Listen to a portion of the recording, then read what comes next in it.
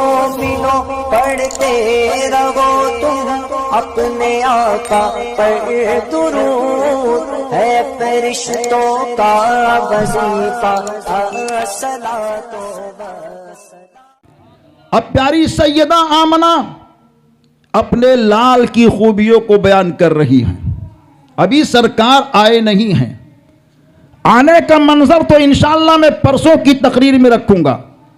कल की तकरीर में फिर अजमत मुस्तफ़ा जो सैयदा आमना के शिकम में जाहिर होता है वही पेश करूंगा, क्योंकि वाक़यात इतनी ज़्यादा हैं कि आज और कल दोनों रात में मैं बोलूँगा तब भी सरकार की पूरी खूबियाँ बयान नहीं हो सकती हैं। परसों की रात में तो इंशाअल्लाह मदीने वाले मुस्तफ़ा की बारगाहे करम की रहमतो नूर की ऐसी बरसात होगी, और आज भी हो रही है, कल भी होगी। इसी वजह से कभी कभार लोग मुझसे ये कहते हैं आप जब तकरीर करते हैं तो किधर देखते हैं, तो हम कहते हैं दीवाना है दीवाना, हम इधर उधर नहीं देखते, हम तैबा नगर देखते हैं। मदीने वाले मुस्तफ़ा जो चाहते हैं वही कहते हैं। तो इंशाअल्लाहुर रहमान तवज्जो रखें और ये सोचे कि जुबान मेरी है, बात मुस्तफ़ा की है। इंशाअल्लाहुर रहमान फैज़ान मिल रहा है, बरकतें मिल रही हैं, अज़मतें मिल रही हैं। सैयदा आमना तैयबा आमना ये कहती है मेरी सास ने मेरे हाथ में एक बर्तन दे दिया। सास का नाम क्या है? हज़रत फ़ातिमा बिनते अमर मखज़ूमिया। ये कौन है? नबीए दो जहां की दादी जान है, हम सबके आका की मां की प्यारी सास हैं, जिनका नाम फातिमा बिनते अमर मखज़ूमिया है। ए आमना देख बर्तन ले ले। आपने बर्तन को लिया और बर्तन लेने के बाद में सास ये कहती आमना घर के पास बाहर चली जा, कुआं जो है वहां से पानी भर ले। आप जैसे ही निकलना चाहती हैं, आपकी सास ने कहा मगर आमना रास्ते में कंकर वाले पत्थर रोकीले हैं, तेरी आदत नहीं है, तू नरम मिजाज है, धूप की तमाशत है, जरा संभल करके जाना।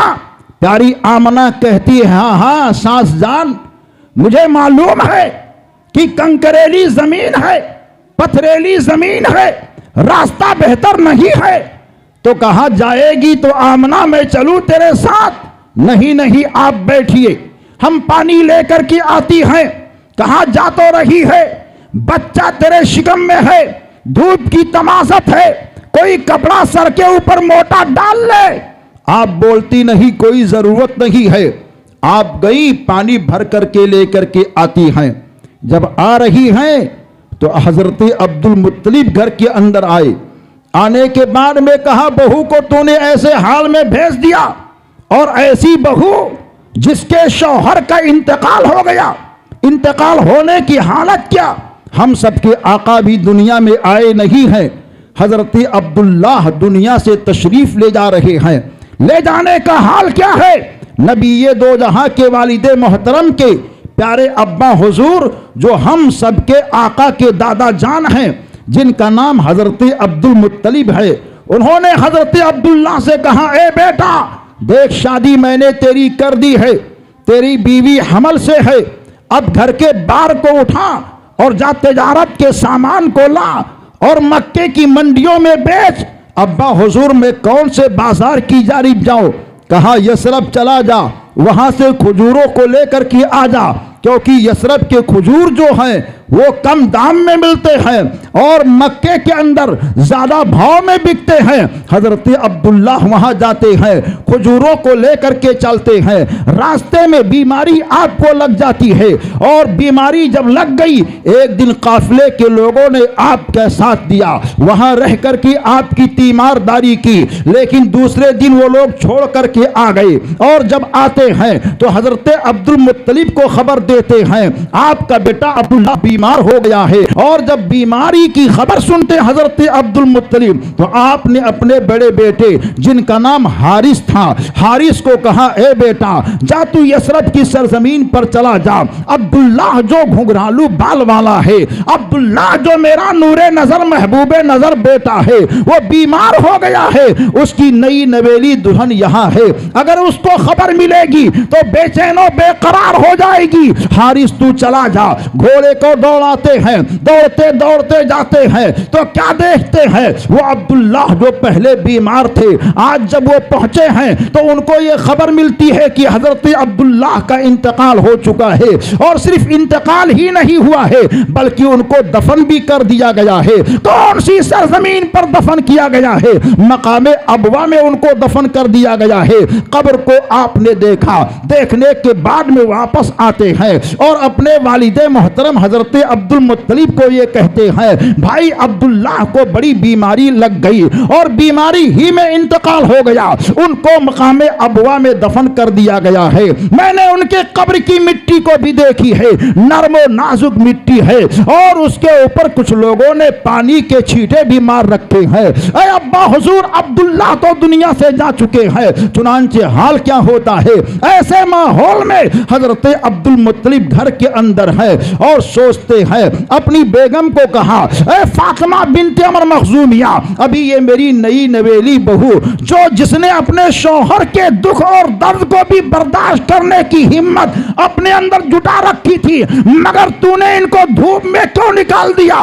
पानी लाने के लिए कुएं के पास क्यों भेज दिया? क्या तुझको मालूम नहीं है कि रास्ता कितना खराब था, रास्ता कैसा पुरखतर था? तो हजरत अब्दुल मुत्तलिब ये कहते हैं, ए बेटी आमना, तेरी सास ने ऐसा किया है मगर तू फिक्र मत कर, अब तुझे घर से बाहर नहीं निकलना है, तुझको घर में ही रहना है। तो सैयदा आमना कहती है, ए बाप जान, चूंकि आप ससुर हैं तो आप उनको बाप के नाम से ही याद किया करती थी। सैयदा आमना कहती है, ए बाप जान गम मत कीजिए, मैं सास की भी खिदमत करूंगी और आपकी भी खिदमत करूंगी। ए बेटी धूप बहुत ज्यादा है, तेरे शिकम में रब ने एक हमल को दे रखा है, उसको तकलीफ होगी। तो सैयदा आमना कहती है, ए बाप जान, जब मैं चलती हूं तो आसमान से एक बादल आता है जो मेरे सर के ऊपर बादल किए हुए चला करता है, वो रहमत का बादल होता है।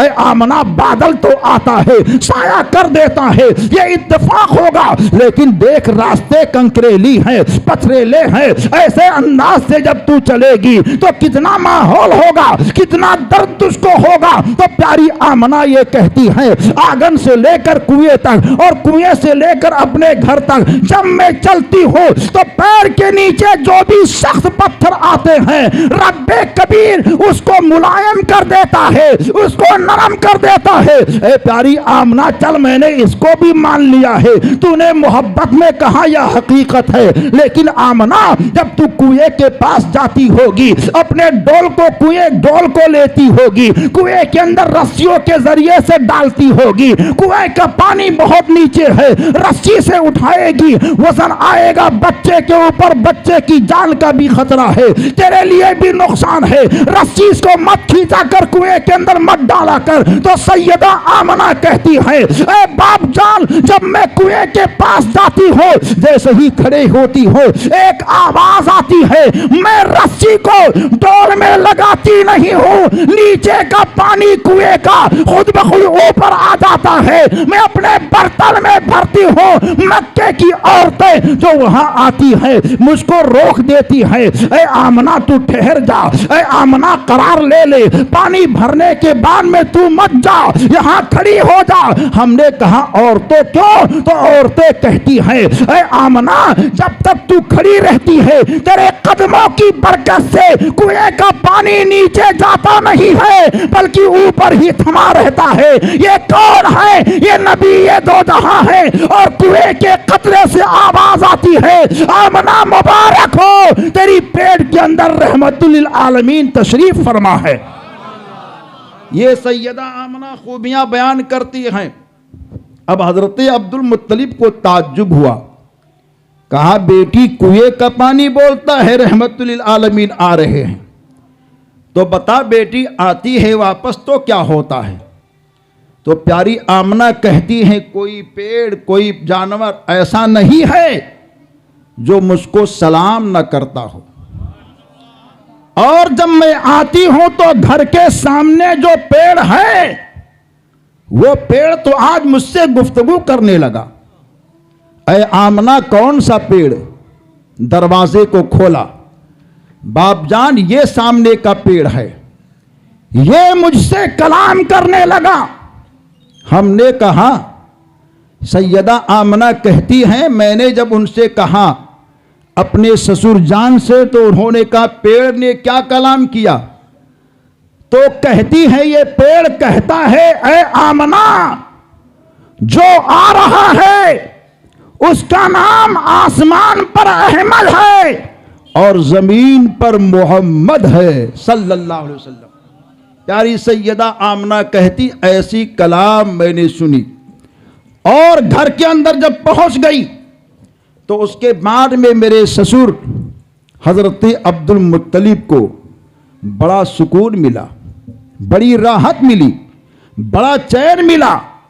और घर के अंदर कहने लगे फातिमा बिन्ते अम्र मखजूमिया से, ए फातिमा, देख, जो मैंने सोचा था, जो मैंने चाहा था, जो मेरे दिल में उमंगे थी, जो मेरे दिल में ख्याल आता था कि रब ने मुझको काबे का मुतवल्ली बनाया है, मगर अब तक काबा बसा नहीं। यहां और लोग भी अपने अपने तौर पर पूजा और प्रस्तिश करते हैं। तो मैं जब तवाफ़े काबा एक रब्बे कबीर की करता तो दुआएं मांगता था, मौला काबे का मतवल्ली तूने मुझको बनाया, मगर काबा बसाने वाला मेरे घर में पैदा फरमा दे। तो सैयदा आमना से और हजरत फातिमा बिन्ते अमर मखजूमिया से हजरत अब्दुल मुत्तलिब ये कहते हैं, ऐ फातिमा और ऐ आमना, मेरा दिल ये कहता है अब काबे को बसाने वाला मेरे घर के अंदर अब्दुल्लाह का नूरे नजर आने वाला है। और जब आए हैं तो ऐसी शान लेकर के आए हैं कि लोग काबा को देखते थे और काबा काबे के काबा को देखता था। बरेली के ताजदार ने कहा, हाजियो आओ शहनशाह का रोजा देखो। अरे काबा तो देख चुके, काबे का काबा देखो।